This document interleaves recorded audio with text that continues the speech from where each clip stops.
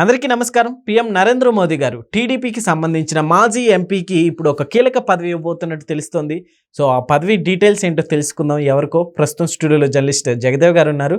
ఇంటర్వ్యూలోకి వెళ్ళిపోదాం. Hello sir. Hi Zakir. Sir, మాజీ ఎంపీకి కీలక పదవి ఎక్కడ సార్, ఏంటి?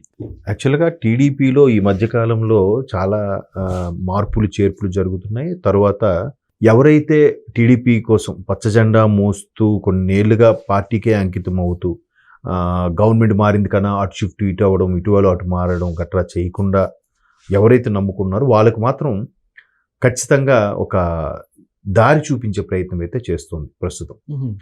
ఇది బలంగా గట్టిగా చెప్పాలంటే టీడీపీలో ఉంది, తర్వాత బీజేపీలో కూడా ఇటువంటి పద్ధతే ఉంది. చాలామంది మన అంతవరకు తెలియదు, అరే ఎవరి పర్సన్ ఎప్పుడు వినలేదే అనుకుంటాం. కానీ వాళ్ళు కొన్నేళ్లుగా కొన్ని దశాబ్దాలుగా పార్టీకి అంకితమయ్యి ఉండే వాళ్ళని ఈ విధంగా పదవులు ఇచ్చి పార్టీ ఆదుకుంటుంది, సత్కరిస్తుందనే చెప్పాలి. సార్, దీనికి చంద్రబాబు నాయుడు గారి దగ్గరుండి ఈ పదవి ఇప్పిస్తున్నట్టుగా టాక్ నడుస్తుంది. ఆబ్వియస్లీ, ఎందుకంటే రీసెంట్గా జిల్లా స్థాయిగా ఇన్ఛార్జీలని, అలాగే నియోజకవర్గం లోక్సభ నియోజకవర్గం వారీగా కొంతమంది ఇన్ఛార్జీలను నియమించడం జరిగింది. ఉత్తరాంధ్రకి సంబంధించి ఎవరెవరైతే గత ప్రభుత్వ హయాంలో వైసీపీ హయాంలో డక్కా ముక్కాలు తిన్నారో, చాలా ఇబ్బందులు ఎదుర్కొన్నారో వాళ్ళందరికీ ఇప్పుడు ఆ జిల్లా స్థాయి అధ్యక్ష పదవులు, ఆ నియోజకవర్గం స్థాయి అధ్యక్ష పదవులు కేటాయిస్తున్నారు. ఎలా ఇచ్చారు? దానికి ఉత్తరాంధ్రలో ఎస్పెషల్లీ రీసెంట్గా శ్రీకాకుళం జిల్లాకు సంబంధించిన ఒక వ్యక్తికి ఇలాగే ఇచ్చారు. అదేంటిది, ఆయన ఏం చేస్తారు, అప్పుడు తీరా చూస్తే ఆయన మీద వైసీపీ హయాంలో కొన్ని కేసులు అవి ఇవి రావడం, వాటిని కూడా ఆయన ఎదురొడ్డి నిలబడటం. ఎప్పుడైతే చంద్రబాబు నాయుడు గారిని అరెస్ట్ చేశారో అప్పుడు రోడ్డు మీదకి వచ్చి గోల చేసి ధర్నా చేయడం, ఇవన్నీ కూడా కీలక పాత్ర పోషించే వాళ్ళందరికీ కూడా పార్టీ అధిష్టానం ఒక నోటిఫై చేసి పెట్టుకుంటుంది. Not only red diary, green diary లాంటిది కూడా మెయింటైన్ చేస్తూ ఎవరు బాటుపడుతున్నారనేది చెక్ చేస్తుంది. ఆ తర్వాత 2019లో టీడీపీ ఘోర పరాభవం తర్వాత ఒక విధంగా వైసీపీకిగా వెళ్ళలేక బీజేపీలోకి వెళ్ళిపోయిన వాళ్ళు కొంతమంది ఉన్నారు. రాజ్యసభ సభ్యులైతేనేమి, కొంతమంది సీనియర్ నాయకులు, ఎస్పెషల్లీ ఢిల్లీలో లాబింగ్ చేసే నాయకులు ఎవరైతే ఉన్నారో వాళ్ళందరూ కొద్దిగా కేంద్ర పార్టీ కదా అని చెప్పి బీజేపీ మొగ్గు చూపారు. బట్ అప్పటికి బీజేపీతో విభేదించి ఎన్డీఏ భాగస్వామ్య పక్షాల నుంచి టీడీపీ బయటకు వచ్చేసింది. సో అటువంటి నేపథ్యంలో కనకమేడల గారు ఎంతమంది వెళ్ళిపోయినా ఈయన మాత్రం వదల్లే, అక్కడే ఉన్నారు, లాబింగ్ చేశారు, అవసరమైనప్పుడు చాలా డక్కాముక్కాలు తిన్నారు.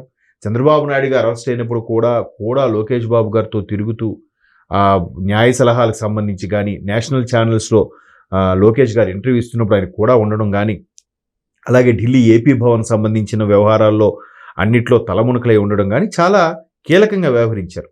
అవన్నీ నోటిఫై చేసుకుంటారు కదా. ఇప్పుడంటే సంతోషంగా ఉన్నప్పుడు, పార్టీ విజయంలో ఉన్నప్పుడు, గెలుపు వచ్చినప్పుడు అందరూ కేరింతలు కొడతారు, దగ్గరకు వస్తారు, మన బెల్ల ఉన్నప్పుడు చీమలు చేరినట్టుగా.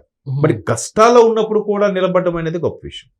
పైపెచ్చు కూటమి ఏర్పడక ముందు 2024లో కూటమి ప్రభుత్వం వచ్చింది. బట్ 23లో సమీకరణాలకు సంబంధించి ఏదైతే టీడీపీ ఎన్డీఏ భాగస్వామ్య పక్షాల నుంచి బయటకు వచ్చేసిందో మరలా టీడీపీని ఎన్డీఏ భాగస్వామ్య పక్షాల్లో చేర్చి కేంద్రంలో కూటమి ప్రభుత్వాన్ని మూడోసారి తీసుకురావాలి, ఆంధ్రప్రదేశ్లో కూటమి ప్రభుత్వం ఎస్టాబ్లిష్ అవ్వాలి, వైసీపీ ప్రభుత్వాన్ని తొంగలో తొక్కాలనే ఉద్దేశంలో ప్రస్తుత ఉప ముఖ్యమంత్రి పవన్ కళ్యాణ్ గారు, జనసేన అధినేత ఎంత కష్టపడి వర్క్ చేశారో, దానికి ఆయన ఎప్పుడైతే చంద్రబాబు నాయుడు గారు అరెస్ట్ అయిన తర్వాత మరుక్షణము ఆయన రాజమండ్రి ములాఖత్ అయ్యారు. రాజమండ్రి సెంట్రల్ జైల్లో బయటకు వచ్చి వెంటనే ప్రకటించిన మాట, ఈ ఎన్నికల్లో టీడీపీతో పాటు పొత్తు పెట్టుకొని కలిసి పోటీ చేయబోతున్నాం.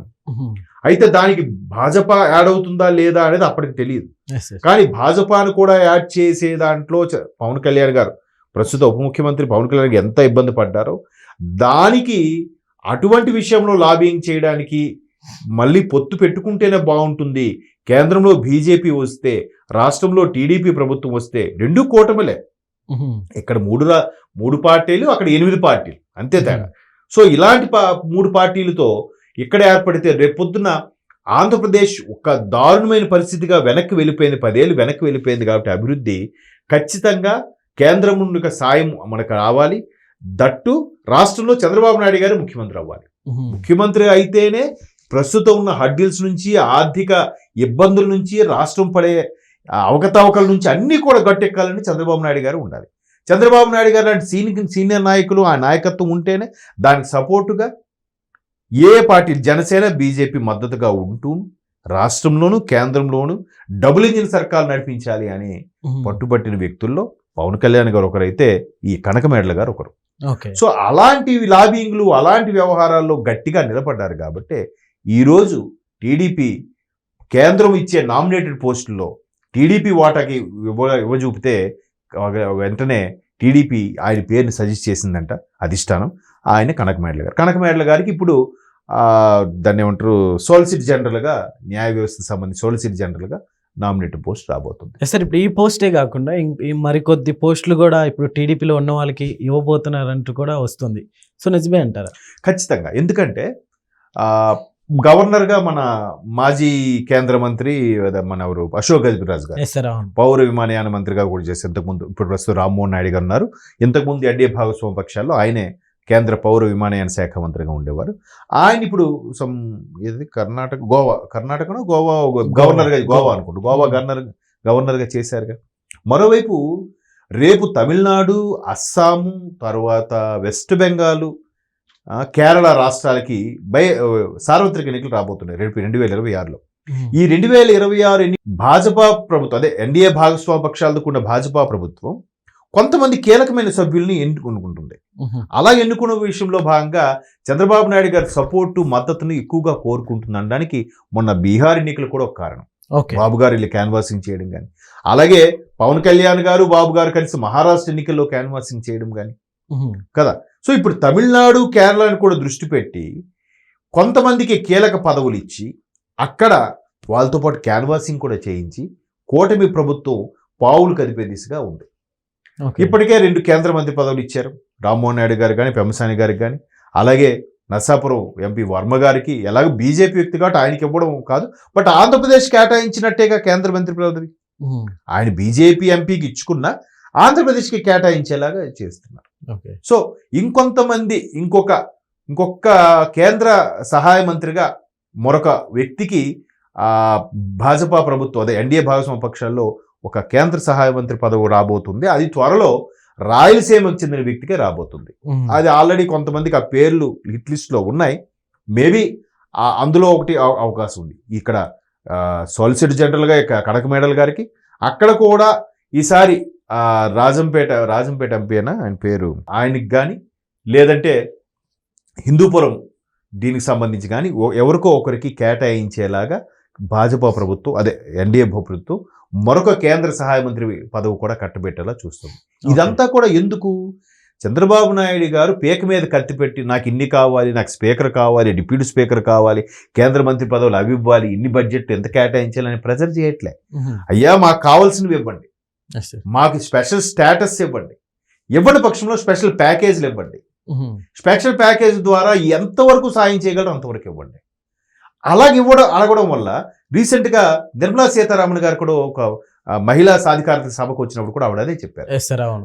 ఇది సభాముఖంగా చెప్పకూడదు కానీ ప్రధానమంత్రి మోదీ గారు కూడా నాకు చాలా సందర్భాలు చెప్పారు, ఆంధ్రప్రదేశ్ చాలా ఇబ్బందుల్లో ఉంది, మ్యాక్సిమం ఎంత పాసిబుల్ అవుతుందో అంత చేయండి అని కూడా చెప్పారంట.